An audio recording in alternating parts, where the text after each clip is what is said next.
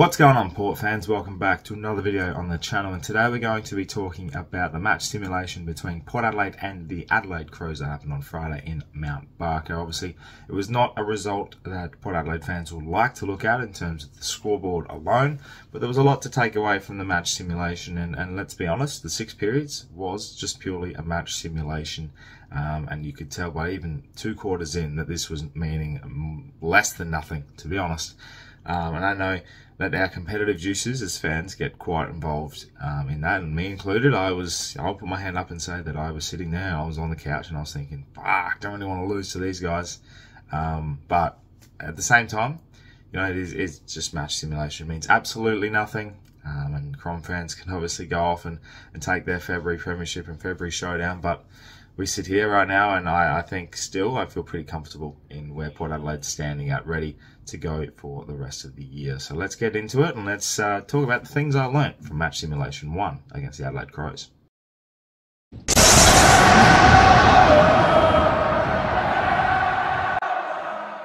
So the first thing I learnt from the match simulation against the Crows was simply, and this was very evident in our first 3 periods of the game. The last 3 was a bit different because obviously the sample side was out there, and the last period was sort of just a blowout in the end anyway, and I think the boys were getting quite tired, and you can tell our top-up players were definitely feeling it too. So not a lot to take away from the back half, but the first 3 periods in particular, I could really sit there and say our defence is going to struggle.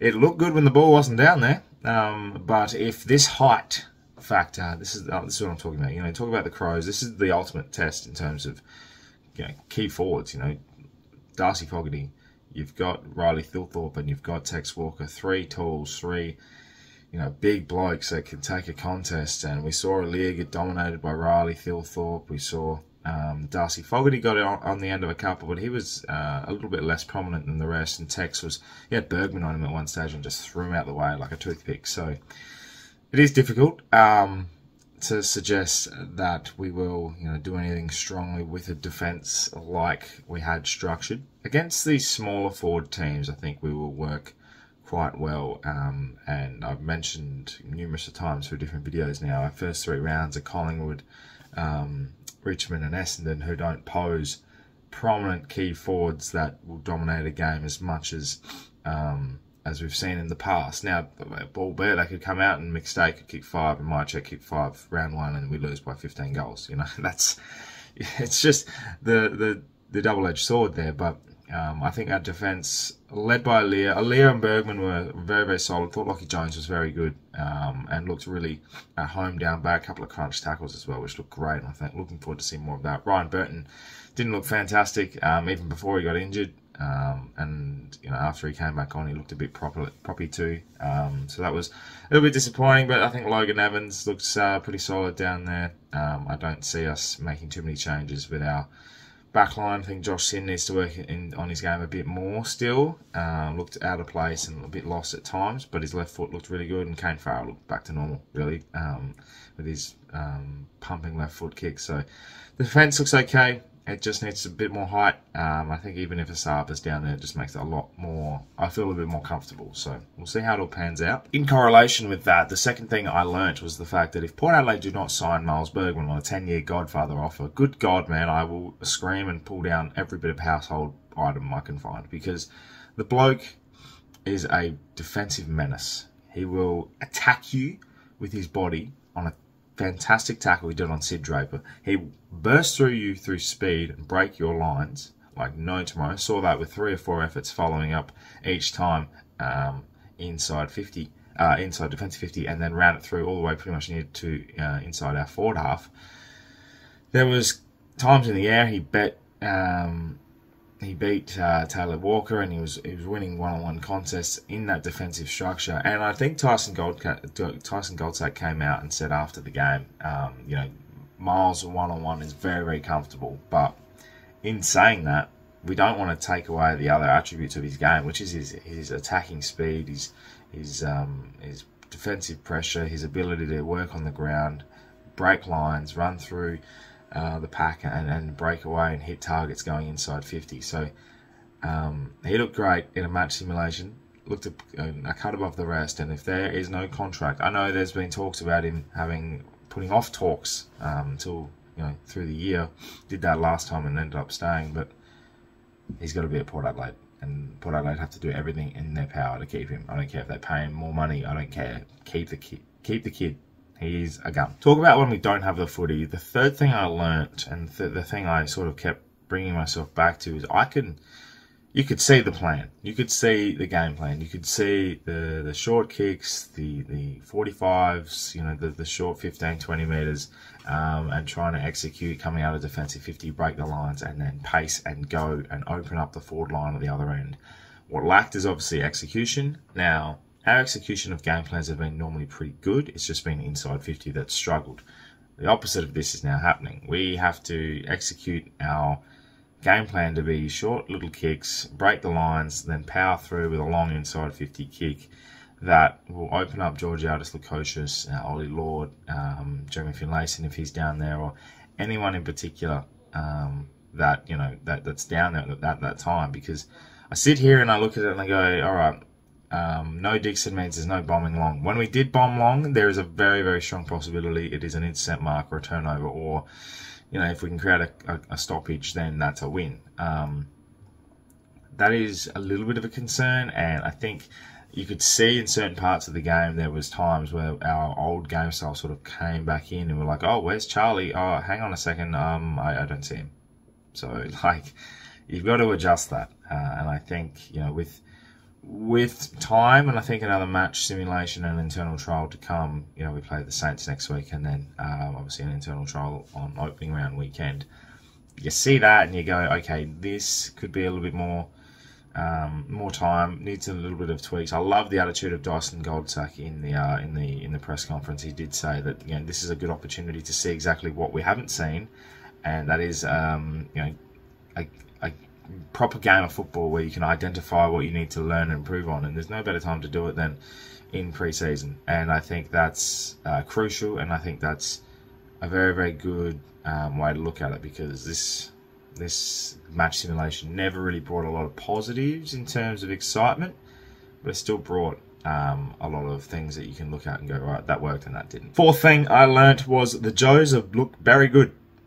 Yep, the Joes look very good.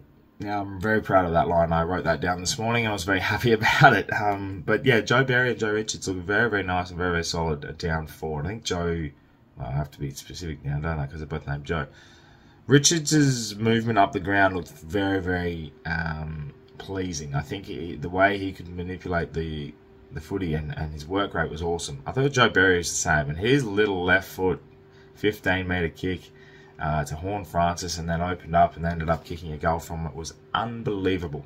And I think when I look at Joe Berry, I'm looking at his dancing moves, I'm like, yeah, I see Robbie Gray picking himself in that. And then, Joe Richards is sort of similar in terms of his attack on the footy is really elite. His tackling pressure is really good. The way he uses the footy is quite nice as well, and he knows where the goals are too. So I think the way those two are going to work nicely. And I was very reluctant to put Joe Richards inside our best 23, and I put him as a sub because I wasn't quite sure where he fitted in.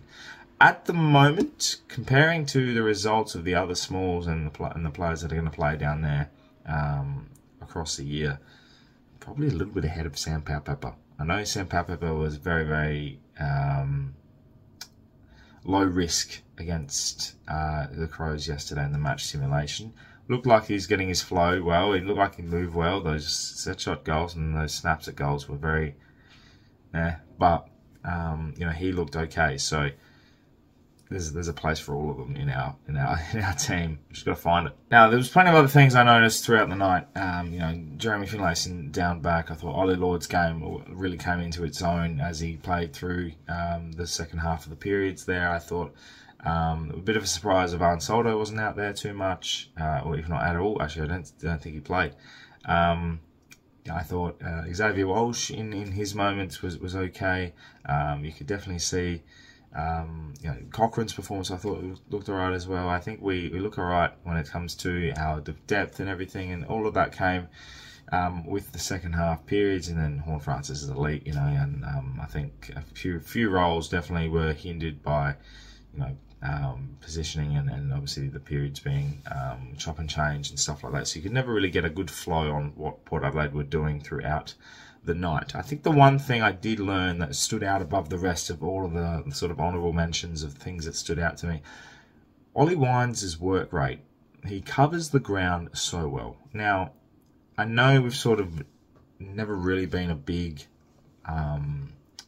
Ollie Wines sort of poster, I guess. You know, we've never really had an opportunity to talk about Wines because, and I think Mark Bickley brought it up in the broadcast as well.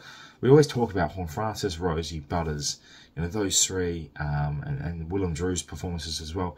Ollie Wines was so underrated in the last 6 games of last year when we came through and went on that 6-game winning streak and finished second.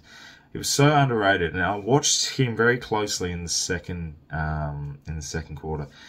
I think it was the first or second quarter. He went from defence, got a short 15-metre kick, kicked it out wide to one of the boys, and then next thing you know, the ball's gone down the line. Ollie Wines is there at that contest, working his ass off to get the footy. Then was in the stoppage. Then next thing you know, he's down forward, and he works, and it's something that I think I wanted to sort of point out because sometimes his kicking isn't great. But the way he works and works so hard, and he's in the contest, he's taking those hits, he's getting the ball and feeding it out to those three that are so dynamic with the ball. Yeah, I'm very impressed with Wal. You know, I think he's aging like a fine wine. I'm going to leave it at that. That's as simple as that. But that is my things I learnt from Port versus the Crom in the match simulation. Let me know in the comments below what you learnt and what you saw last night, Port fans, in the match simulation there. What are some of the things that pointed out to you that you thought are something worth raising? We have a good discussion in the comments below. Thank you so much for watching. Subscribe to the channel if you're new for plenty more Port Adelaide and AFL content to come your way. We'll be back next week for more content.